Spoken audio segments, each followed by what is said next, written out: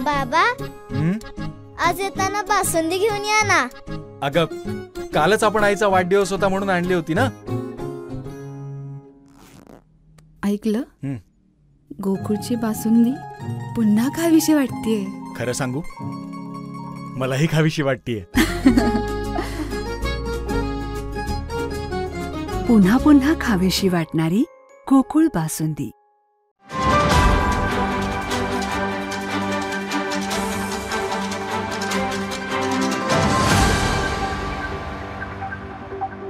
एका भगिनीला ह्या कोल्हापूर सारख्या महाराष्ट्रात पुरोगामी राज्यामध्ये साखळदंड कुलप लावून 1 महिना 1.5 महिना कोंडून ठेवण्याची पद्धत ही भयानक पद्धत आहे.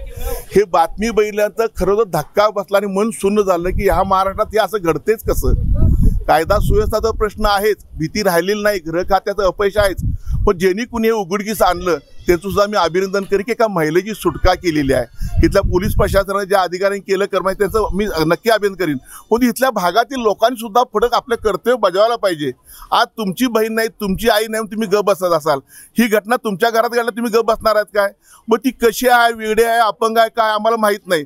दवाखाने आहेत ना, तिला साखळीने बांधायचं, कुलपाने कोंडून ठेवायचं 1.5 महिना. काय त्या जीवाचे हाल झाले असतील याचा विचार करायला नको. कठोरातली कठोर शिक्षा झाली पाहिजे. अशा नराधमांना, नालायक राक्षसी वृत्तीला कठोर शिक्षा झाली पाहिजे. गल्लीतल्या सगळ्यांना मी आवाहन करीन, असं काय घडत असेल 100 नंबरला तुम्ही कळवत चला. नाही तर भविष्यामध्ये कठोर शिक्षा नाही झाली तर आम्हाला काय हातात घेऊन अशांना धडा शिकवायला लागेल हे बाकी आज निश्चित सांगायला वेळ आली आम्हाला.